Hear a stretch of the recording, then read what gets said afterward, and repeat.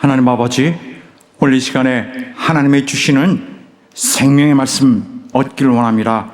종에게 크신 또 권능을 부여해 주셔서 선포할 때 하나님의 그 마음을 펼치게 하여 주시고 우리 하나님의 생각을 말하게 하여 주시고 또 우리 성도들이 하나님 말씀 받을 때 정말 사람의 말로 받지 않고 하나님이 주시는 생명력으로 받을 수 있도록 역사해 주시옵소서.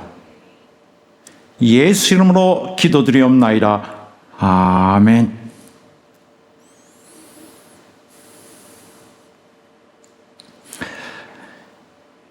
너희 부모를 주 안에서 순종하라는 이 하나님의 말씀은 우리가 결코 한쪽 귀로 듣고 또 다른 쪽 귀로 흘려내버릴 수 있는 그런 식의 것이 아닌 참 영적 진리의 말씀입니다.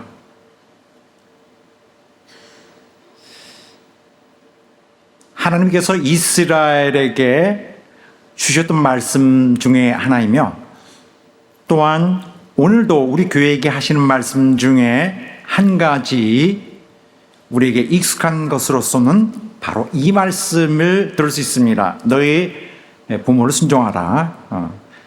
오늘 본문 에베소서 6장 1절의 말씀이며 또한 2절의 말씀인 내 아버지와 어머니를 공경하라는 것을 포함하고 있는 이 말씀입니다. 그런데 많은 사람들이 이 말씀을 단지 하나의 좋은 의미로 건네는 권유의 어떤 제안, 소위 이제 덕담이라고 할 수 있는 그러한 좋은 말 나눔으로 보는 경향이 있습니다. 그래서 이 말을 하고 또 상대방에게 권하지만은 상대방이 뭐 그리 실천하지는 않더라도 그리 문제가 되지 않는 거 하면은 좋은데 아쉽지만 안 하더라도 그냥 넘어갈 수 있는 그런 식의 말씀, 그냥 슬쩍 떨어뜨려 버릴 수도 있는 말씀 같이 여기 있는 사람이 많이 있습니다.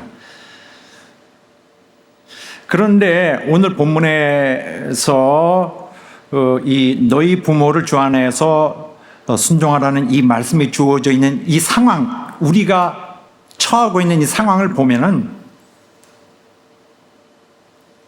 이것은 그냥 덕담으로 치부하고 끝낼 문제가 아니라는 것이 확실합니다.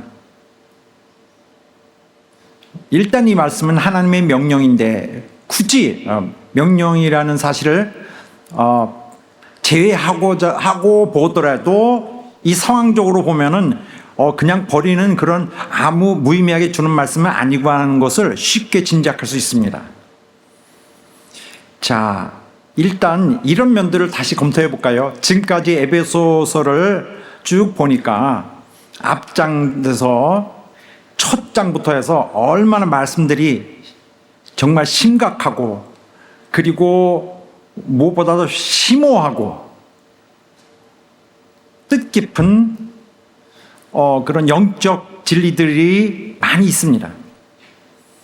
너무나 꽉 차 있습니다. 사실 거의 숨막히게 쭉 달려온 이 에베소서 말씀에는 단어 하나하나가 매우 엄선되어 있습니다. 그리고 문장 하나하나가 굉장히 밀도 있게 아주 꽉꽉 눌러서 짜여져 있어요. 단어 하나를 보더라도 그냥 아무렇게나 한번 표현하기 위해서 그냥 묘사적인 글을 한 단어를 이렇게 넣는 거 이런 거 하나도 없습니다. 그다지 의미 없이 추가된 단어가 하나도 없는 거예요. 그렇다면은 이게 얼마나 굉장히 보석같이 꽉꽉 굉장히 밀도 있게 짜여져 있는 이런 상황을 5장까지 다 했는데 6장에서 이렇다 할 의미가 없이 그냥 추가되었다라고 보기 어렵습니다. 무려 4절에 해당하는 말씀인데, 또한 앞에서 보면은 이런 그 앞에서는 그 인류의 운명에 대해서 어디서 왔다 어디로 가는지에 대해서 대략적인 그림이지만은 명확하게 그려져 있습니다. 그리고 하나님은 도대체 이 우주를 어떻게 하시려는 것인가를 바로 예수 그리스도의 그 영원한 비밀을 통하여 우리가 알게 되었죠. 그러므로서 우리가 정말 태초부터 태초 끝까지를 거의 한눈에 일단 쭉 우리가 볼 수 있었던 계기가 되었습니다. 이것도 그냥 싼 값에 한참 들여다본 것이 아니라 거의 직설적인 이런 말씀을 통해서 이러한 굉장히 급박한 움직임으로 지금까지 우리가 하나님 말씀을 되었는데, 이 마지막 장에 이 서신이 마무리가 되는 부분에서 6장이 마무리입니다. 여기에서 갑자기 그냥 아무 의미가 없는 것을 무려 4절을 쓱 하고 쓱 그냥 추가로 주는 것이라고는 생각하기 굉장히 어렵습니다. 그렇게 보는 것은, 그냥 추가적인 것으로 보는 것은 바로 이러한 말씀들의 중요성을 우리가 전혀 모르고 있는 것입니다. 그렇죠. 내 부모를 순종하라. 이게 무슨 의미를 갖고 있는 것일까? 이건 분명 굉장히 중요한 의미가 있는 것을 말하고 있는 것입니다. 그래서 우리는 이 말씀에 대하여 좀 정확하게 우리가 파악할 수 있도록 하기 위해서 참 의미를 잘 분석하고, 그 분석한 속에서 하나님의 뜻을 잘 분별해야 됩니다. 특히 부모된 자, 또 자녀된 자, 우리 모두에게 해당될 터인데, 양쪽이 다 새겨 듣고 이제 영생으로 인도하는 우리 하나님의 뜻이 어떤 것인지를 받아서 순종하고 달려갈 수 있도록 결심해야 될 것입니다. 자, 일단은 우리가 여기에서 가장 이제 우리 앞에 크게 나타나 있는 이 문제를 대해 봐야 될 것입니다. 가정생활의 문제입니다. 왜 하나님이 이 가정생활의 문제를 이렇게 좀 상당히 깊이 다루었을까? 우리 인생에 있어서 부부의 생활, 부부 사이의 관계라는 것이 굉장히 큰 부분을 차지하고 있죠. 이것은 이미 우리가 익히 서로 말씀을 나누었습니다. 그런데 이와 마찬가지로 또 중대한 문제가 있는데, 바로 부모와 자녀와의 관계입니다. 부모와 자녀의 관계 역시 대단히 중요한 문제고, 인생 거의 처음부터 끝까지 따라다닙니다. 우리가 자녀였을 때는 저 자녀 측 누구나 자녀이고 부모 동시일 수 있지만, 우리가 아직 성숙하지 않았을 때에도 역시 자녀로서 이 문제를 갖고 씨름을 했고, 또 부모가 된 자들은 이번에는 부모 입장에서 또 계속 씨름해 가는데 굉장히 힘든 문제입니다. 해결하려 해도 시원스럽게 해결되지 않는 것이 이 부분입니다. 자, 그런데 그리스도인에게는 바로 부모와 자녀의 관계란 무엇을 말하는 것인가? 그런데 혹시 여러분 이렇지 않습니까? 자녀에 대한 얘기를 한다. 부모들끼리 와서 자녀 얘기를 한다 할 때 뭐가 관심 있습니까? 뭐 이런 얘기를 근데 많이 하는 것 같아요. 누구는 우리 애는 도저히 말 안 듣는데, 저기 누구네 집은 참 말 잘 듣고 애가 하네. 그래서 자식이 자기에게 말 잘 듣는 거, 자녀는 부모에게 무조건 말 잘 듣는 거, 이런 거는 되게 좋아하고, 이게 공식처럼 되어 있습니다. 이거는 뭡니까? 이거는 완전 이기적인 거죠. 이것은 이슈가 아닙니다. 누구 말 잘 듣고 안 듣고 순종하냐 안 하냐는 이슈가 아닌 거예요. 그러니까 부모에게 순종, 무조건 부모이기 때문에 순종하는 거, 이건 이슈가 아니고 중요한 이슈는 바로 부모가, 자녀는 부모가 하나님과의 관계를 열어줘야 되는 절대적 대상이다 하는 바로 이 점입니다. 그 점이 중요한 것입니다. 자녀는 부모의 사역 대상이에요. 부모는 자녀가 하나님과 될 수 있도록 길을 열어줘야 돼요. 만나게 할 수는 없다 할지라도. 그런데 우리는 워낙 이 세상 환경에 익숙해져 있는 탓인지 자녀의 문제는 신앙 문제인데도 불구하고 다 개인의 문제다라고 보는 그런 경향이 있습니다. 이것은 우리가 이미 세상의 가치관에 많이 영향을 받은 탓이에요. 세상의 그 가치들을 그대로 받아들여서 우리 신앙생활 문제인데도 이걸 받아들여서 이걸 해석하는 그런 도구로 삼고 있습니다. 이게 뭔가 잘못되어 있죠. 자녀의 문제는 다 자기가 알아서 해야 되고, 신앙의 문제도 다 자기가 믿음으로 와야 된다. 이거는 개인의 삶의 문제다, 이렇게 치부하는 거잖아요.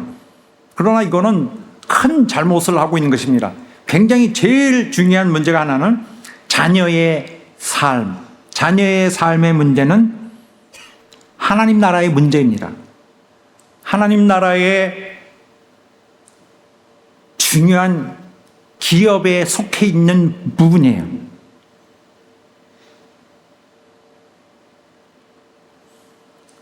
그래서 이 점을 간과하고 우리가 마구 이런 자녀 문제를 판단하는 기준이 옳다고 생각하고 그 잣대를 마구 휘두르면서 결정하고 또 판단하고 또 시행하고 할 수 없습니다. 이 말씀에서도 우리 처음부터 말씀 봤는데, 에베소서 거의 처음부터 봤는데, 우리는 그리스도 안에서, 그는 그리스도입니다. 그리스도 안에서 기업이 되었으니. 이게 우리예요. 그러니까 이것이 what we are, 이게 우리란 존재에 대한 것입니다. 그런데 우리는 원래 처음부터 선한 일을 위하여 지음을 받았습니다. 선한 일이라는 것은 선한, 이게 하나님이 우리에게 분부하신 일들이에요. 우리가 하도록 하는. 이 일은 다섯 번째 줄입니다. 이 일은 선한 일이에요. 선한 일.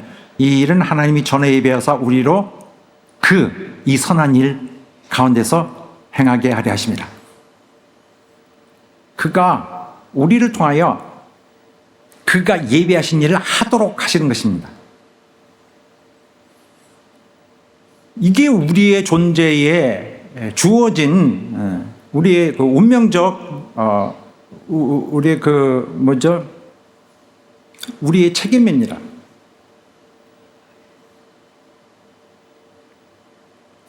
우리는 구원받는 문제, 예수 믿는 문제 할 때 이것은 개인적으로 대하는 문제라는 것에 대해서 너무 익숙해져 있어요. 그래서 매사에 신앙 문제는 다 개인적인 거, 이렇게 우리가 너무 성격 짓는 그런 습관이 있습니다. 그래서 너무나 이런 식으로 다 믿음에 관한 것, 개인적인 것이라는 것을 너무나 강조해 왔기 때문에 이 경우도 마찬가지일 것이다 생각하고, 자녀의 문제, 자녀의 신앙 가는 문제도 네가 해야 된다라고 이렇게 생각하고 있는 것이죠. 그러나 이것은 하나님 나라의 문제라는 것을, 즉 하나님 자신이 힘써서 이루시려는 일이라는 것을 완전히 간과하고 있는 것입니다. 대단히 근시안적이고요, 좀 미련한 것이죠. 근시안적이고 옳지 않은 자세입니다. 물론 어느 정도는 어떤 한계 지은 이런 상황 속에서는 이해할 수 있어요. 주님은 우리 각 사람을 위해서 죽으신 거 맞습니다. 우리 각 사람을 구원하시기 위해서 그가 죽으셨고 각 사람을 일일이 다 부르셨어요. 구원으로 다 구원하시고 각각 다른 시간에, 자기 모든 인간이 다 자기 구원받은 시간이 다른 시간이 있어요. 또 예수께서 부활하셨는데 우리 모두를 위해서 또 각 사람을 위해서 다 부활하신 것입니다. 그 효과적으로 보자면은, 그래서 그가 부활하심으로 우리 각 사람을 천국문으로 다 들어가도록 각 사람에게 약속을 주었어요.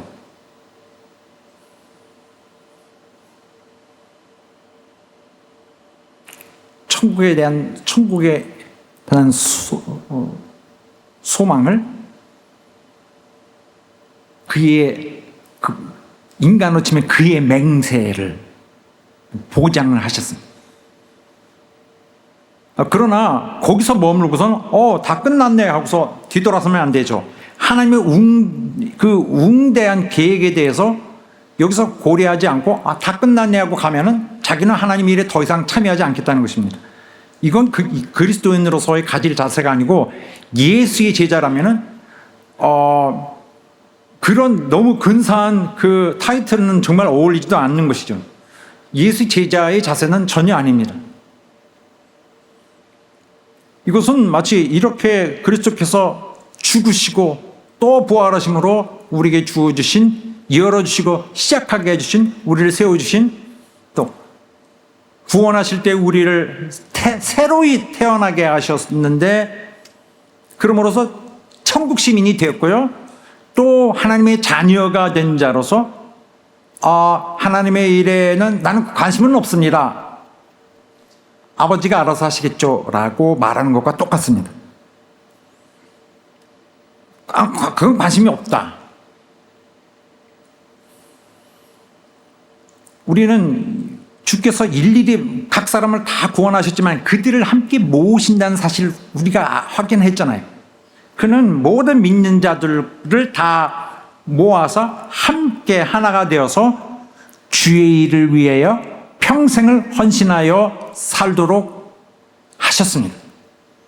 자신들을 바치도록 했어요. 모든 그리스도인들은 자신을 바치는 자들입니다. 널 날 따르겠느냐? 나 아버지 먼저 부양하고 그 다음에 아버지 돌아가시면 따르겠습니다. 지금 비즈니스가 있어서 다 하고 따르겠습니다. 주님은 십자가를 지고 죽을 것을 각오하고 따라오라고 하시는 것입니다.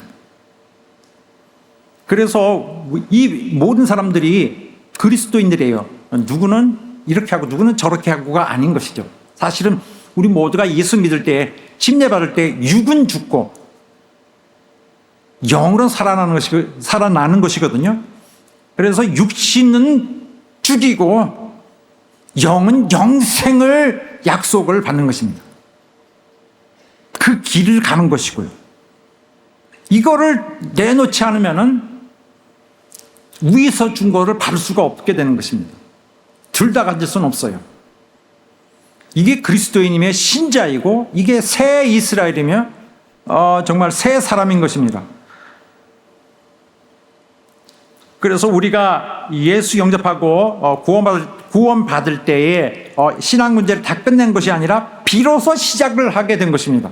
그때부터의 우리의 삶, 누구는 이렇게 다 다른 어떤 근본적 어떤 사명을 주신 것이 아니라 모두에게 주신 사명, 헌신하여 그를 위해 쓰여지는 이 부르심의 삶에 모두가 함께 하고 있습니다. 우리는 주의 맡기신 기업, 인간들, 그리스도인들에게 공통적으로 주신 이 부르심의 삶에 부름을 받았습니다. 다 각자 부름을 받았고, 이 부르심을 받아서 임하는 이 기업은 공통의 기업이었던 거예요.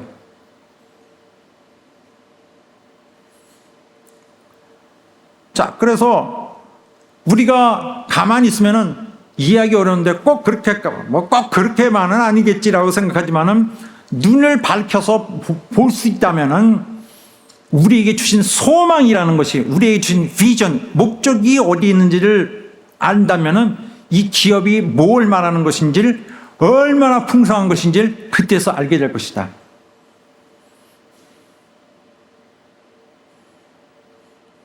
우리가 사람이지만 우린 하나다. 한 소망 안에서 부르심 받았느니라 했습니다. 할렐루야! 하나님의 계획은 우리가 평소에 다 담을 수는 없잖아요. 평소에 머리에 담아두고 있는 것보다 훨씬 큰 것입니다. 하나님의 계획은 그 규모가 엄청 크고 무겁고요. 또 그가 일을 시행하는 데 필요한 시간도 정말 상당히 광범위한 긴 시간의 규모입니다. 그래서 하나님은 교회 전체 영혼들을 가지고 그리스도 안에서 연합하게 하여 그들로 하나님 나라를 만들고 계십니다. 하나님 나라는 거기 가서 만들자, 여기서 만드는 것입니다. 우리가 그날 임할 때는 완성의 날일 것입니다. 오늘 우리의 분량을 완성하고 가야 돼요. 하늘나라를 만들어야 됩니다. 근데 이 일을 가만히 두고, 가만히 있어도, 하나님이 하시는 거니까 잘 되고 있겠지. 세상에 그런 거잖아요. 여기 뭐 휴지 떨어져 있으면, 그냥 누가 죽겠지 하고 그냥 지나가는 거. 여기는 내가 주어야 되거든요. 바로 이 하나님의 나라 일은 성령이 내게 시키셔야 돼요. 나를 능력 주시고 나를 사용하셔야 돼요. 그럼 내게 능력이 없다면 잘못된 것이죠. 하나님은 내게 관심이 없으신 것이죠. 그런 상황이 아닐까요? 하나님 내게 능력 주시고 날 사용하셔야 됩니다. 우리는 충성된 마음으로 함께 순종하여서 우리에게 주어진 이 하늘나라의 일을 우리는 해 나가는 것입니다. 그래서 예수 믿는 삶은 개인적인 삶이 더 이상 아닌 거예요. 예수 믿는 순간부터는. 바로 이 하나님의 일은 일에 있어서 바로 가장 이 하나님 나라에서 위기이며 가장 중요한 부분 중에 하나가 이겁니다. 바로 가정의 문제. 다시 말하면 인간이 타락으로 인해서 가장 먼저 타격을 받은 부분은 바로 이 가정입니다. 좀 구체적으로는 남자와 여자의 갈등부터 일단 들을 수 있습니다. 가정에서의 부부의 문제이죠. 그러나 이와 또 거의 동등하게 또 다른 문제, 그러나 유사한 문제는 바로 부모와 자식 간의 갈등. 부모와 자식 간의 갈등입니다. 이 부모와 자식 간의 갈등은 또한 이런 문제를 또한 함께 품고 있습니다. 바로 자녀들로 하여금 신앙을 갖게 하는데 어려움을 느끼는 문제, 바로 이것이죠. 남편과 아내의 문제에 대해서는 지난주까지 다 마쳤고, 오늘은 자녀와 부모 간의 관계에 대한 우리 말씀을 다루고 있는데, 여기에는 자녀들 도대체 어떻게 하나님을 믿게 할 것인가, 이 쉽지 않구나, 이 일에 대한 어려움이 바로 우리가 겪는 바로 문제점인 것이죠.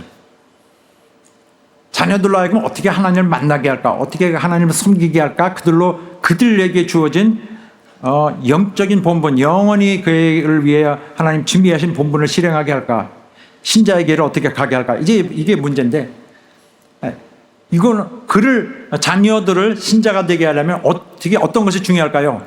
이 토대가 제일 중요합니다. 토대, 토대 있잖아요. 파운데이션. 이거 있어야 쉽죠. 이거 없으면 너무 어렵고, 자녀에게 네가 커서 알아서 네가 해. 네가 나서 성장하고 고등학교 나오고 이렇게 나중에 그렇게 돼서 네가 스스로 이겨가. 네가 예수 믿어. 알아서 해. 예수 믿는 게 좋을 걸. 안 하면 혼나. 뭐 이런 식으로 나중에 하면은 그거 안 됩니다. 이건 하나님 방법이 아니거든요. 그러니까 방법론이 완전히 하나님과는 정말 상반되는 것이죠. 이렇게 하면 실패합니다. 하나님의 방법은 뭘까요? 인간처럼 네가 알아서 다 하겠지, 이게 아니라 하나님의 방법은 우선적으로 아기가 세상에 나오면서부터 양육을 시작합니다. 그리고 훈련하기 시작해요. 근데 왜 어릴 때부터 그렇게 하지? 왜 그럴까요? 첫째, 세상의 타락성에 물들지 않게 하기 위해서. 그래요? 왜 타락하지 않도록? 근데 왜 그러죠? 두 번째로, 그리함으로써 비로소 이제 하나님을 뜻을 섬기는 자로서 이제 섬길 수 있는 훈련을 받기 때문에. 일단 이건 뭘 말하냐면, 첫째는 아이가 세상에 타락에 물들지 말아야 되고, 세상의 타락을 자기에게도 갖고 오지 말아야 되고, 그럼으로써 하나님을 섬기는 자로서 이제 필요한 양육을 받게 될, 교육을 받을 수 있는 환경도 확보해야 된다는 것입니다.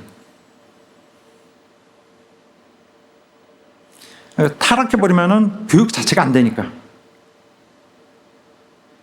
어두움에서 계속 어두운 자가 와서 계속 어둠에서 뭐가 보인다는 말이냐라고 답답해할 뿐이기 때문입니다. 그래서 어린아이부터 그렇게 하는 이유는, 이 중요한 이유가 있어요. 바로 죄의 성질, 사람이 몸에 갖고 태어나는 죄의 성질 때문입니다. 이 인간의 죄성은 굉장히 골치 아파요. 이 죄성은 죄를 계속 우리 몸에 계속 불러오고 꾀하고, 범하도록 꾀하고, 또 죄 속에 사람을 계속 머물게 하고 있다가, 그 다음에 이런 세상에 조금 물든 사람들 보면 계속 죄에 대한 말이 계속 쏟아져 나와요. 생각이 계속 거기 있는 거죠. 그렇게 되면 영원히 멸망으로 향할 수밖에 없습니다.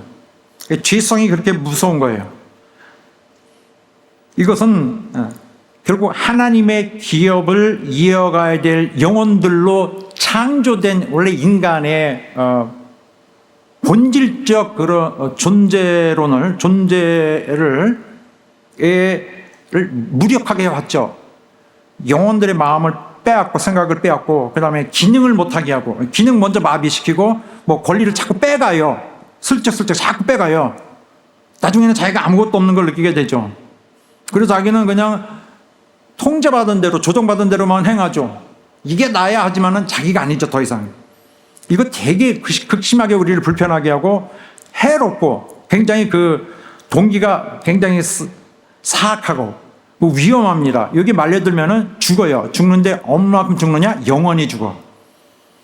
이거 매우 심각한 경계심을 가지고 대할 요소입니다. 그래서 인간은 죄성을 가지고 나요. 각 사람은 죄를 가지고 태어나는데 대단히 불편한 조건을 가지고 태어나는 거죠. 또 위기 속에서 태어나는 거, 아이가 태어날 때 이야 축하한다가 아니라 위기는 시작된 거죠. 그 시간에. 그래서 언젠가 믿으면 다행이다고 생각하는 것이 아니라 굉장히 무서운 문제를 갖고 지금 그렇게 생각하고 있는 거죠.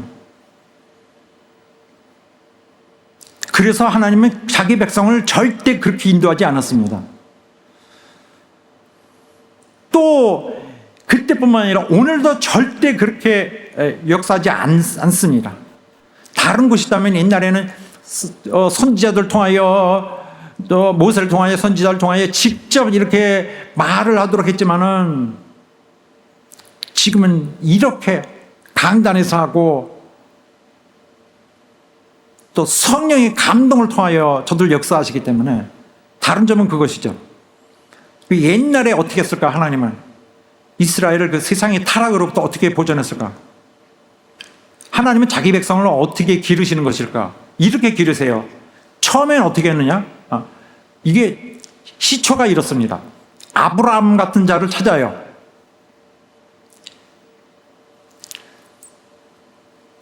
아브라함은 선한 사람이에요. 아브라함은 간사하지 않아요. 진실해. 아브라함도 죄성을 갖고 있는 사람이에요. 아브라함도 더러울 수 있어요. 아브라함도 실패를 많이 해요. 그러나 그만한 사람이 없어요. 그래도 신실해. 이 사람을 보고 하나님도 놀랐어요. 그 중에서 제일 낫다고 보신 거죠. 여기에다 이 착한 이 사람에게 축복을 명하니까 이게 몇천 년을 가게 되었습니다. 축복이. 하나님 축복은 반드시 아브라함을 통이라는 뿌리를 통해서 옵니다. 아브라함, 이삭, 야곱까지 쭉 가서 이제 한 백성이 되었어요. 그러니까 원래 가정에서 시작했습니다. 자손을 낳고 하니까 가정이 가정으로 또 이렇게 연결되어서 또 물려주고 이렇게 하다 보니까 몇 대를 가니까 좀 많아졌고, 전부 가정들이 일개 교회가 되어서 그것이 또 이렇게 모여지는 이런 모양이 됐습니다. 가정들이 모인 거예요. 그리고 이 가정 단위로 계속 훈련이 됐고요. 이것이 하나의 백성을 이루었습니다. 이스라엘 백성은 오늘 우리에게는 그리스도 교회입니다. 오늘 주님의 몸을 이루는 우리들. 자, 무슨 이유로 하나님은 그들을 훈련하셨는가? 첫째, 세상에 물들지 않기 위해서. 애초에 타락했을 때 저주가 들어왔죠. 그 다음부터는 세상은 계속 썩어요. 이 저주가 때문에. 그 다음에 계속 나빠질 뿐이죠. 온 세상에는 골목골목마다 다 잘못되게 돼 있습니다. 이것이 활기를 치면 인생은 정말 엄청 무의미한 데다가 고난만 갖고 보내게 될 것입니다. 이걸 차단할 필요가 있습니다. 저주가 활개치지 못하도록 하는 필요는 절대적으로 있어야 합니다. 느껴야 합니다. 저주가 있는 세상을 살아가는 것은 극복해야 될 대단히 엄중하고 굉장히 힘겨운 문제가 있는 것입니다. 그러므로 각 가정과 또 교회가 하나가 되어서 하나님을 아는 훈련을 이렇게 해 나가야 됩니다. 그러니까 옛날에 그렇게 했고 우리는 새롭게 어떻게 하는 것이 아니라 옛날과 근본적으로는 다름없이 이스라엘 시대와 우리 시대 다름없이 하고 있는 것입니다.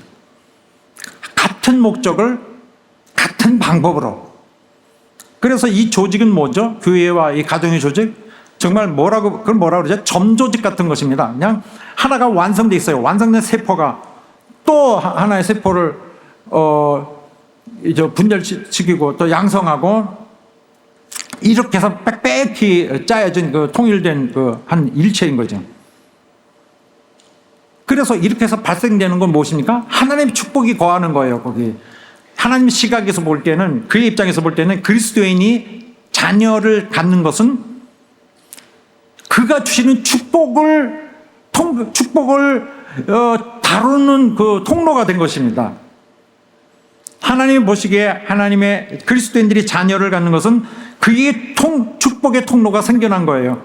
하나님은 그의 축복의 통로를 확보하시려고 합니다. 가정을 통하여 부모가 먼저 이걸 갖고 그 다음에 자녀에게 또 이 자리를 주어야 되죠. 이 축복을 전하는 요원이 되는 것입니다.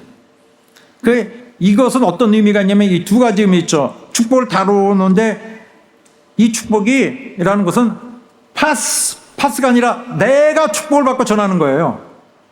통로라는 것이. 축복이 오면 내가 잘 가, 축복 보내세요. 그래서 가세요 라고 비켜주는 게 아니라 나를 통과해 가야 되는 거죠. 축복 받지 않은 사람이 자녀에게 이삭아 내가 너를 축복하노라. 내 하나님이 너와 함께 하시리라. 내가 받은 복을 내가 가지리라. 이거 할 수가 없어요. 당신이 복을 받았어요? 받았으니까 하죠. 그래서 이어지는 가정을 통하여 하나님의 기업이 잘 되도록 하는 것은 바로 우리가 축복에 통과되는 이 방법, 바로 같은 작업인 것입니다. 사단이 다 이 세상 망쳐놓고 모든 것이 망국으로 이렇게 향하게 하고 총체적으로 다 붕괴시키고 있고 조직적으로 파괴하고 있고 하는 이 세력이 계속 있을 때에 우리가 온전한 원래의 상태대로 정말 그리스도 안에서 통일되어서 정말 온전히 회복하여서 다시 세워진 나라로 해서 아버지께 드려야 됩니다.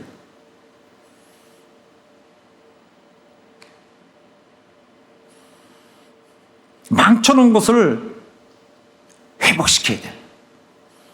그래서 이 에베소서 1장 3절 매우 이른 시점에 이미 주어진 말씀입니다. 그리스도 안에서 하늘에 속한 모든 신령한 복으로 우리에게 복 주시되, 여기에 많은 내용, 너무나 은혜로운 내용들이 포함되어 있지만은 바로 이거를 말하는 거예요. 우리가 하나님을 만나고부터 늘 우리에게 부어주시는 이 복으로 복받는 우리의 현실에서의 삶, 우리의 섬기는 우리 열심 속에 있는 이 하나님의 복된 삶, 이렇게 볼 때 불신자들의 삶은 우리 것과는 굉장히 다르죠. 불신자들은 뭘까요? 불신자들이 자녀를 갖는다. 어떤 불신자가 자녀를 갖는다. 이건 상황적으로 뭘까요? 바로 세상 풍속을 쫓고 공중 권세자를 따르는 이제 순서를 이제 갖고 시작하는 그 영혼을 맞아들이는 거죠. 불순종의 아들들한테서 역사하는 사단의 통제를 받는 한 영혼이 세상에 네 하고 태어나는 것입니다. 그래서 이 영혼은 불신자의 가정에서 태어나서 하나님의 영향을 받기에 굉장히 불리한 대로 방치되고 그냥 그대로 그냥 세상의 영향에 그냥 완전히 노출시켜서 과다한 세상 영향을 받고 자라나게 됩니다. 세상에서 맞부딪혀서 이미 저주에 찌드는 사람들에서 직접적으로 이걸 다 영향을 받죠. 배우고 이들은 하나님의 계획에서는 너무너무나 멀 수밖에 없어요. 이렇게 예쁘고 귀한 아기라고 하지만은 하나님의 계획에서는 너무나 희망이 보이지 않는 존재들인 거죠. 그런 반면에 신자의 가정에서 태어난 아이는 자신에게 구원하는 힘이 가까이에 있어요. 하나님의 돕는 영향력이 가까이에 준비되어 있어요. 좌우에 다 있어. 환경에 이렇게 둘러싸여 있어. 영혼을 보호하시는 하나님의 의지가 강렬히 역동하고 있고, 자기 부모의 아빠의 심령 속에 성령의 그 의지가 뜨겁게 돌고 있고, 엄마에서도 뜨겁게 돌고 있어. 이 환경 안에 있어요. 이 거룩한 자기장 안에 이렇게 둘러싸여 있죠. 가정에 능력이 하나님이 주시려고 그러고, 성경에서 능력 주시리라. 가정에 하나님이 저를 보호하는 힘이, 또 아이로 하여금 극복해 나갈 수 있는 힘이 주도록 역사하고 있는 것입니다. 할렐루야. 이런 가정에서 태어난 아이는 세상을 이기는 힘이 넉넉합니다. 물론 세상에서 뭐 때리고 그러면 맞고, 세상에 뭐 찔러 그러면 찔려야 되고 이렇지만은 세상을 이기는 힘이 있습니다. 고꾸라지는 것 같지만 완전히 고꾸라지지 않고 죽는 것 같지만 진짜 죽는 게 아니죠. 설령 세상에서의 보는 눈으로는, 세상 풍조의 입맛으로는 이 아이가 뭐 그렇게 성공하지 않는다 할지라도 성공은 그것이 아닌 것이죠. 그 영혼의 성공은 하나님이 영원토록 그를 잘되게 하시려는 당신의 꿈을 이루는 것입니다. 하나님의 손 안에서 살게 하고, 이 사람이 하나님의 도우시는 손을, 하나님의 가까이서 하는 하나님의 은총, 저를 향한 하나님의 애정과 관심이 그에게 있는데, 세상에서 뭘 좀 잘 안 된다고 해서 그 사람은 절대 실패하는 것이 아닙니다. 오히려 하나님이 그를 지원하는 힘이 세상의 문제들을 해결하는 오히려 강력한 힘이 되죠. 영혼이 잘 돼야 세상 일도 잘 돼요. 이 축복은 가정을 통해서 전파되는 것입니다. 부모가 자기가 축복으로 정말 만족해야 되고 축복을 만끽하고 자녀에게 또 나눠줘야 돼요. 해줘야 되죠. 분량 전체를. 그래서 가정마다 원래는 증인입니다. 우리가 생각하기를 이스라엘 유대 시대는 그냥 가만히 있다가 갑자기 여기서 증인이 나타난다. 누가 그런 소리 합니까? 증인은 이스라엘이에요. 처음부터 증인입니다. 바로 부모가 증인이 되어서 자녀들을 순종하는 자가 만들게 해놓고 그 다음에는 순종하는 자가 되어야 되는데 자녀가 부모를 순종해야 돼. 이걸 먼저 해야 교육이 되죠. 그래서 이거는 순서는 원래 그렇게 됐는데 이건 나중에 다루겠습니다. 그래서 그들로 하여금 하나님을 순종하는 자가 되게 하는데 목적이 있어요. 1차적 목적이. 자, 우리가 이걸 알아야 됩니다. 이 지금 저주를 이기는 문제에 대한 건데 인류의 타락 때부터 가정은 모든 종류의 문제들로 괴로움을 당해왔어요. 죄성이 세상에 들어오고 함께 저주가 들어온 다음에 이 세상의 삶은 너무나 힘겨운 것이 되었습니다. 이것은 일단 가정의 그 기반을 약하게 하고 가정을 흔들고 또 위협화해서 망하게 하는데 대단히 그 강력한 힘을 발휘하고 있습니다. 그런 첫째 원인, 왜 이 저주가 그렇게 힘들게 할까? 바로 죄의 성질이, 우리에는 죄의 성질이 거기에 맞반응하기 때문입니다. 바로 죄의 성질 때문에 이런 저주의 삶이 더욱더 힘든 거예요. 자, 죄와 저주가 함께 들어왔죠.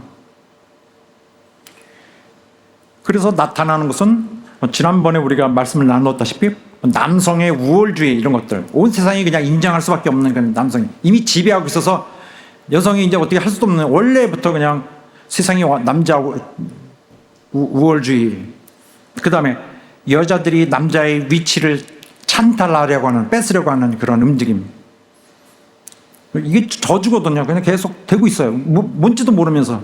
그 다음에 세 번째로는 이제 자녀들이 부모에게 불순종하는 거. 자녀들이 부모에게 불순종하고, 비슷하게 네 번째로는 또 부모들이 자녀들을 학대하는 거. 이거 많이 있어요. 부모들이 자녀 학대하는 거, 이거 진짜 심각해요. 이거 저주받은 건데 저주를 그대로 가정에서 확장시키고 있는 거예요. 더 배양, 가정에서 더 배양해가지고 더 강력하게 하고 있어요. 이거 되게 나쁩니다. 또 이 가정의 두 번째 원인은 그 죄성, 그 다음에는 뭐냐면은 이 세상 시스템. 이 세상 시스템은 사단의 시스템이에요. 사탄의 시스템. 하나님의 계획은 이 우주적으로 하고 있죠. 우주적으로인데 우주적인 이 하나님의 이 사업은, 이 기업은 가정으로부터 시작하죠. 그런데 이 가정부터 깬다는 걸 말씀드렸는데, 가정부터 깨는 건 사단이 하는 일입니다. 사단은 멀리서부터 역사하지 않습니다. 가정에서부터 역사합니다. 바로 제일 가까운 사람부터 괴롭히기 시작하는 것입니다. 가정의 기반을 약화시키고 쇠약하게 만들고, 쇠약해진다면은 그 다음에 멸망하는 건 너무 쉽습니다. 그냥 겨우 직전에 한 방이면 끝나는데 그냥 놔둬요. 그냥 이렇게 쓰러지고 있는데 딱 멈추게 하고 그냥 놔둬요. 이미 멸망한 것이기 때문에 나중에 살짝 밀어넣으면 쓰러지니까. 사단은 이 모든 수단을 다 동원하죠. 이거 착한 수단. 내가 너를 좀 공격할게, 준비해, 이라고 공격하지 않습니다. 온갖 거짓으로 하죠. 모든 입으로 하는 거 거짓으로, 사람에게서 거짓으로 해서 응하게 하고 도장찍게 하고 이렇게 해서 따라오게 하고, 이런 식으로 모든 것을 사람을 이게 주입시켜요. 거짓말로 해서. 이런 일들 우리가 너무나 잘 알고 있잖아요. 그래서 이 세상 체제의 그 틀 속으로, 이 거푸집 속으로 자꾸 밀어 넣습니다. 그러면은 그냥 따라 들어가다 보면, 유혹받아 들어가다 보면, 그 다음에 어두운 데에 가두어지게 돼서 그 다음부터는 나올 수가 없어요. 그렇게 되면은 이제 가정을 통해 하나님이 하시는 일이 그 가정에서는 전혀 이루어지지 않기 때문입니다. 이렇게 가정을 잠식해 가고 있습니다. 이런 세상의 틀은 굉장히 위험하고 다 현대적이고 문화 발전적이고 다 이런 도덕적인 거 이런 거 다 고려해서 이렇게 이루어진 것이 아니냐? 어떻게 이렇게 함부로 말합니까? 당신이 어떻게 알아요? 다 인간의 욕심을 다 맞춰가면서 왔던 것이고 그리스도인에게 맞지 않습니다. 이 세상의 그 시스템은 원래 그리스도인에게 완전히 잘 맞는 것이 아니에요. 그래서 하나님은 자기 백성이 처음 등장하자마자 처음 세워지고 난 다음부터 하신 일이 바로 이것입니다. 세상에 물들지 마라. 너희는 세상으로부터 완전히 너희를 분리시켜라. 풍속과 땅의 풍속과 규례도 행하지 말고 너희는 나의 법도를 쫓으며 나의 규례를 지켜 그대로 행하라. 나는 너희의 하나님 여호와니라 했습니다. 이거예요. 나라의 제 선언이고 제 1호 법안입니다.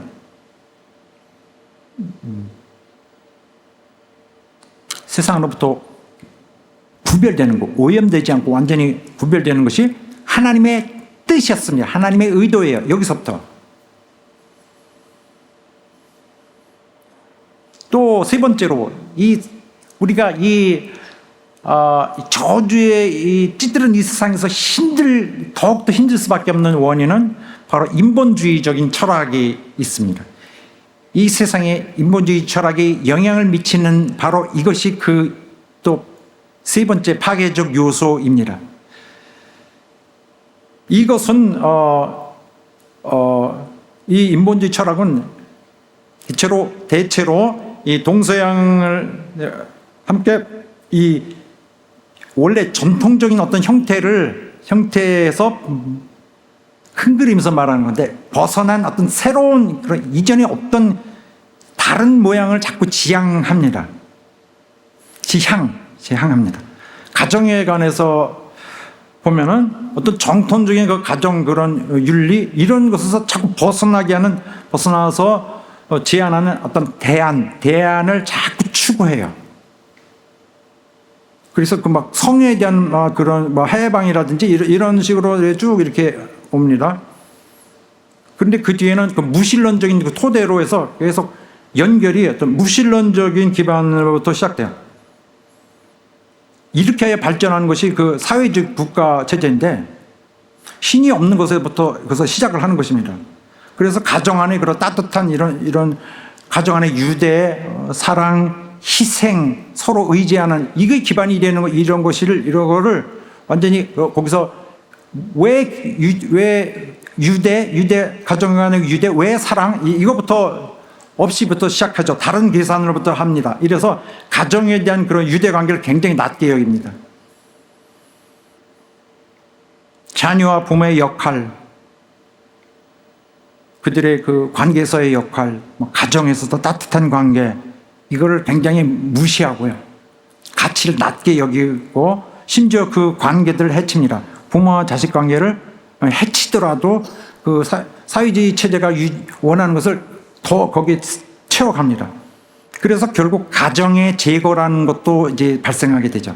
점점 그런 쪽으로 결국 구체적인 목적지가 될 것입니다. 가정의 해체. 그래서 이런 것을 할 때 자녀들에게 일단 미끼를 던져요. 이건 너의 자유라는 것이 너네 마음대로 해도 돼. 그래서 좋게 들리고 이거 좋은 거구나 하고서 그 미끼를 물게 되면은 그것으로 잡히게 되죠. 다음부터는 빠져나오지 못하게 되죠. 이렇게 해서 사람들을 잠식해 가는 것인데 바로 부모와 자녀의 유대가 약해지는 이런 세상이 그렇게 오게 되는 것이고 이미 그런 사회주의 체제가 그렇게 해왔습니다. 이미 사회주의 체제는 옛날 80년대 이때에 이미 다 망했어요. 다 사회주의 체제가 다 망했고 그게 그렇게 이론대로 되지 않는 것을 다 증명이 됐는데 그래도 세상에 여전히 그 세력은 확장하고 있습니다. 또 다시 또 계속 움직임을 하고 있죠.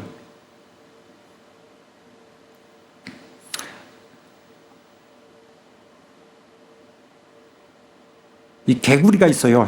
실험했다는 소리를 들었는데 개구리를 과학 실험실에서 실험하는데 개구리를 이제 냄비에다 놓고 물을 좀 채워서 밑에서 열을 가했습니다. 냄비에 담겨진 개구리에게 열을 가합니다. 물에 열을 가합니다.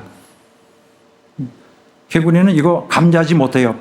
그 평온 그 수온을 익숙한 개구리가 물이 어느 정도 더워졌는데도 느끼지 못해요. 이거 왜 느끼지 못하는 게 아니라 빨리 적응하는 것입니다. 재빨리. 물을 더 데웁니다. 그러면은 처음에는 불편한 듯 하는데 잠시뿐이죠. 얼른 적응합니다. 이거 더워지는데 하고서 뭔가를 해야 되는데 또 거기다가 뜨거워지고 있는데도 금방 적응을 해요. 나중에는 살을 잊고 있는데도 빨리 적응되었습니다. 죽기 일보 직전 다 이미 의식을 잃어가는 그 다 익어가지고 의식이 일어나는 상황까지도 적응이 되어 있어요.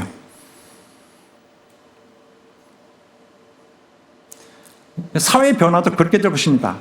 사회 변화도 원수 사단이 막 이렇게 마구 역사하는 것을 막지 않으면은 안 되는 것이죠. 가정에 침투해 들어와서 아무도 눈치 못 채니라. 내 가정 보니까 벌써 너무 어려운 상태가 돼 있어.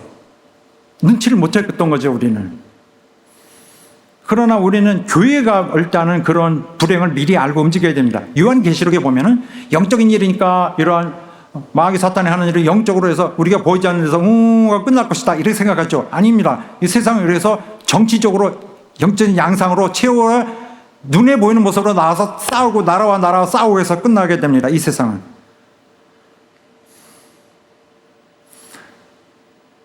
마귀와의 싸움은 나라의 싸움으로 최후의 양상을 나타내요. 정치적인 싸움으로, 전쟁으로.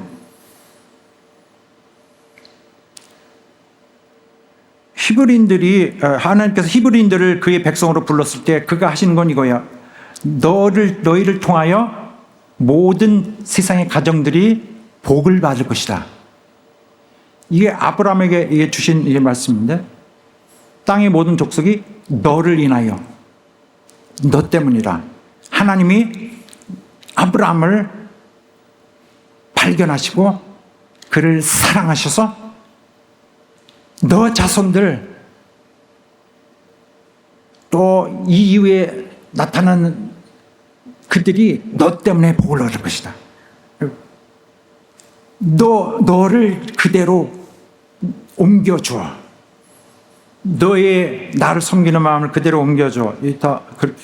그렇게 하여 아까는 너를 그랬는데 이제는 너와 네 자손이 라고 하여서 너와 네 자손을 인하여 복이 얻으리라 그래서 임무를 주었습니다. 너 and 너 다음에 after you your children 이렇게 그 다음에는 너 아들이 해야 된다. 그래서 부모의 성직자면은 자손이 성직자 하는 거예요. 원래는 하나님의 법이죠. 그가 시내산에서 이렇게 이제 그 나라의 출범입니다. 이스라엘 나라에 출범할 때 이렇게, 그러니까 정치적 출범이라기보다는 이제 그 나라 진짜 구성해서 이제 시작할 때 이렇게 위임했습니다. 너희는 제사장 나라다. 제사장 나라가 될 것이다. 제사장은 몇 명일까요? 이 제사장 유대 예루살렘 성전에 몇백 명 되겠죠. 많아야. 보통 이제 생각하기에 몇십 명 정도 그냥 일하는 정도라고 이제 봐지는데 온 나라가 다 제사장이라는 거예요. 그들은 단지 그러므로 그들은 이제 그건 뭘 말하느냐? 그들은 증거하는 자들입니다. 이스라엘 전체가 제사장이니 그들은 증거하지 않을 수가 없는 이런 상황에 있는 거죠. 그들은 진리와 그 축복을 저장하고 있다가 비밀인데 이거 까지 마 하고서 자손에게 전화해 주는 것이 아니라 그들이 가진 행복을 전해 주는 거죠. 통로니라.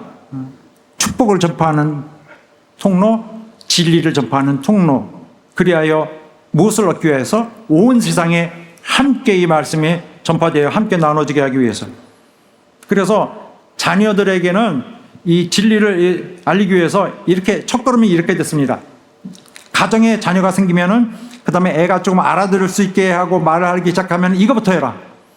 무조건 부지런히 하되 집에 앉아 있든지 길에 걷고 있든지 누워 있든지 일어날 때든지 이 말씀을 계속 가르치라.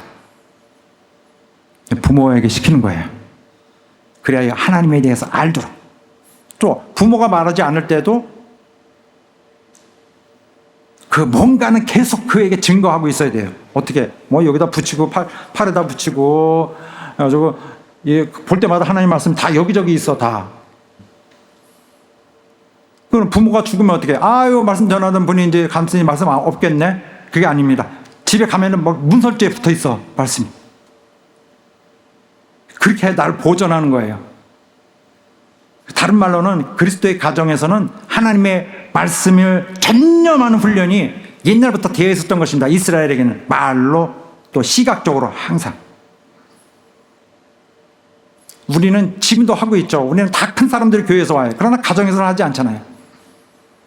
한 세대에서 다음 세대로 전해지도록 하는 이것이 하나님의 계획인데 이 계획에서 하나님이 사용하시는 그 에이전트는 누구냐? 그 대리인은 누구냐?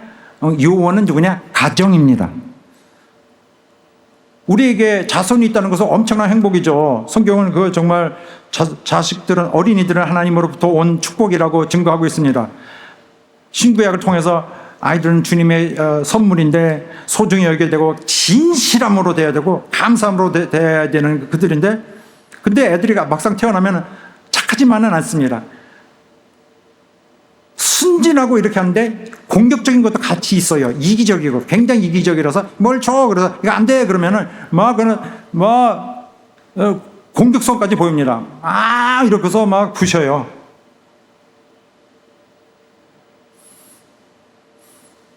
자기 중심적인 거 충동적으로 합니다. 이 애를 그래서 우리가 부모들이 자녀를 돌보지 않겠다 어느 날 보니까 자녀들이 완전히 어디서 다 주워왔어. 그래서 어떤 세상적 철학과 거기서 진행하는 모든 이것들을 갖고 있어요.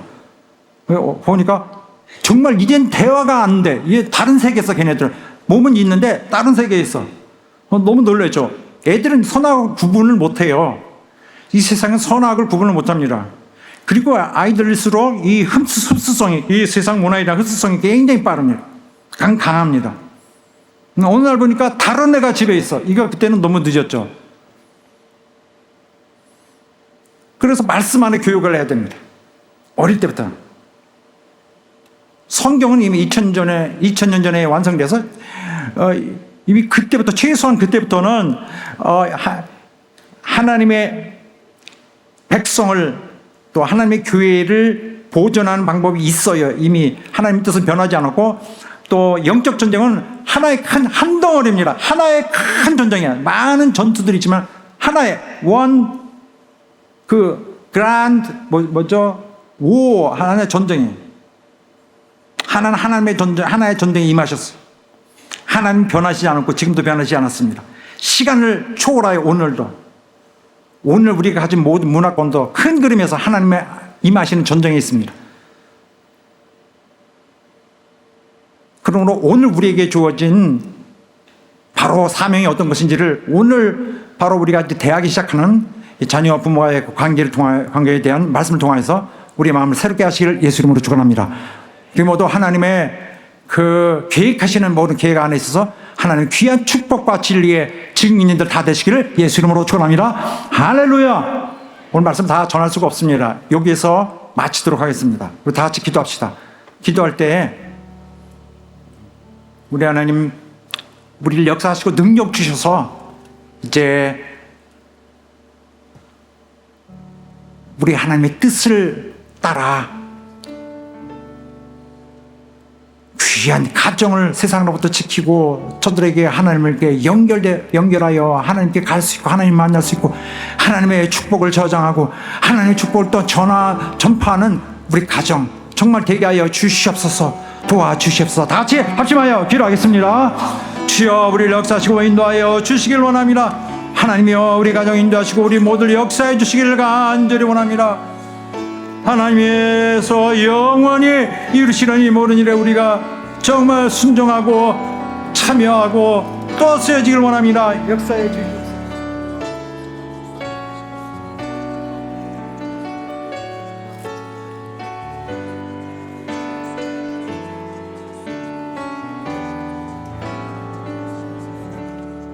자, 우리 자리에서 일어나서 함께 찬양하겠습니다.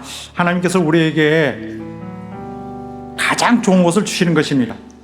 우리가 내 삶이 내가 원하는 대로 안 되는데 또 난 이런 것을 원했는데 왜 되지 않지?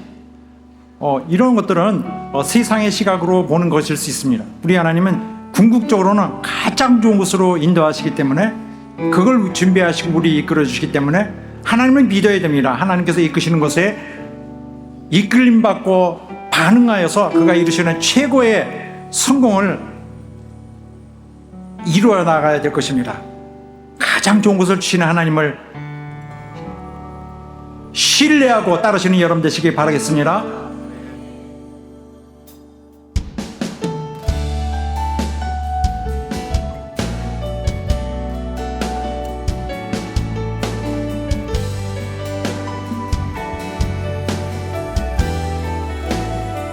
다시 내가 알 수 없는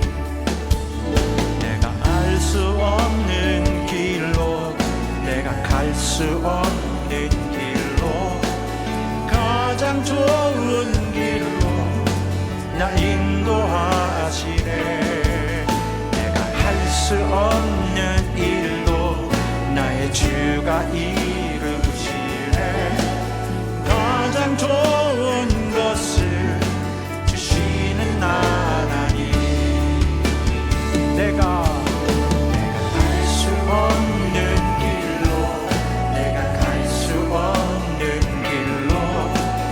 가장 좋은 길로 나 인도하시네.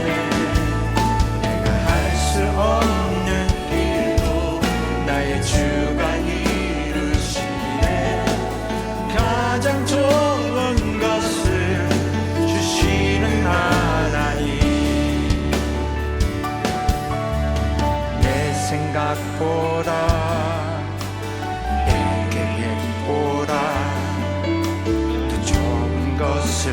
주시는 주님.